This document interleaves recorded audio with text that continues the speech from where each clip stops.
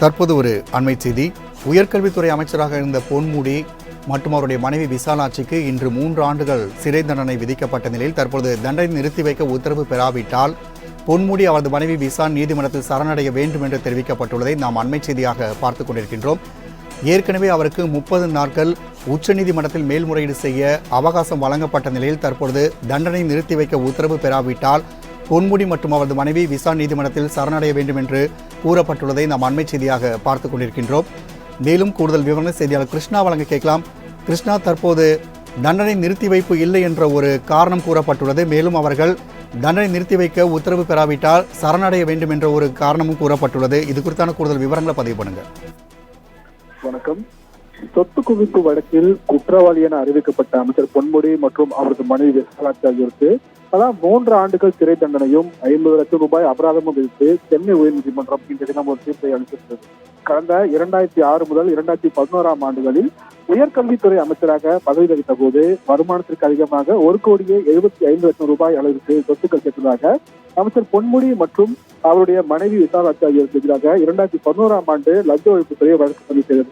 இந்த வழக்கை விசாரித்த விழுப்புரம் சிறப்பு நீதிமன்றம் பொன்முடி மற்றும் அவருடைய மனைவி விசாலாட்சியை விடுதலை செய்து கடந்த 2011 ஆண்டு தீர்ப்பளித்துள்ளது. இந்த தீர்ப்பை எதிர்த்து லஞ்ச ஒழிப்பு சார்பில் தாக்கல் செய்த மேல்முறையீட்டு மனுவை விசாரித்த நீதிபதி ஜெயச்சந்திரன் இருவரையும் விடுதலை செய்து சிறப்பு நீதிமன்றம் பிறப்பித்த தீர்ப்பை ரத்து செய்து கடந்த 19ஆம் தேதி தீர்ப்பளித்திருந்தார். இதனையடுத்து இருவரையும் குற்றவாளிகள் என அறிவித்த நீதிபதி தண்டனை விவரங்களை தெரிவிப்பதற்காக இன்று தினம் வழக்கின் விசாரணைக்காக தள்ளி வைத்திருந்தார். வழக்கின் நீதிபதி ஜெயச்சந்திரன் முன்பு இன்று விசாரணைக்கு வந்தபோது அமைச்சர் பொன்முடி மற்றும் அவரது மனைவி விசாலாட்சி ஆகியோர் நேரில் ஆஜராகியிருந்தனர். அவர்களிடம் தண்டனை விவரம் குறித்து நீதிபதி தரப்பில் கேள்வி எழுப்பப்பட்டது. அப்போது பொன்முடி தரப்பில் ஆஜராக இருந்த மூத்த வழக்கறிஞர் இளங்கோ இருவரின் வயது மற்றும் மருத்துவ காரணங்களை கருத்தில் கொண்டு குறைந்தபட்ச தண்டனை விதிக்க வேண்டும் என்று கேட்டுக் கொண்டிருந்தார். அதனை அடுத்து மருத்துவ அறிக்கை ஆய்வு செய்த நீதிபதி இருவருக்கும் தலா 3 ஆண்டுகள் சிறை தண்டனையும் தலா 50 லட்சம் ரூபாய் அபராதம் விதித்து தீர்ப்பளித்திருந்தார். மேலும் அபராதத்தை செலுத்த தவறினால் 6 மாதங்கள் சிறை தண்டனை அனுபவிக்க வேண்டும் என்றும் நீதிபதி உத்தரவிட்டிருந்தார். அதாவது இன்று காலை நீதிமன்றத்தில் சரணடைய 30 நாட்கள் அவகாசம் வழங்கியிருந்த நிலையில் தற்போது இந்த 30 நாட்கள் அவகாசத்துக்கு பின்னர் விழுப்புரம் நீதிமன்றத்தில் சரணடைய வேண்டும் என்ற உத்தரவை தனது உத்தரவு பகுதியில் தற்போது அவர் வெளியிட்டிருக்கிறார். இதன் மூலம் அமைச்சர் பொன்முடி தரப்பு வழக்கறிஞர் ஏற்கனவே இந்த வழக்கில் சொத்துக்கள் முடக்கம் தொடர்பாக 2011 ஆண்டு சட்டத்துறை செயலராக இருந்த தாங்கள் இந்த உத்தரவு பிறப்பித்ததாக சுட்டிக்காட்டினார். அதற்கு வழக்கு விசாரணைக்கு எடுத்துக்கொள்ளும் முன் தனது நடந்த நிகழ்வு அது என்று நீதிபதி பதிலளித்திருந்தார். தொடர்ந்து பொன்முடியும் மனைவி விசாலாட்சியும் இருவரின் வயது மற்றும் மருத்துவ காரணங்களை சுட்டிக்காட்டி குறைந்த தண்டனை விதிக்க வேண்டும் என்று கைகூப்பி கோரிக்கை விடுத்திருந்தனர்.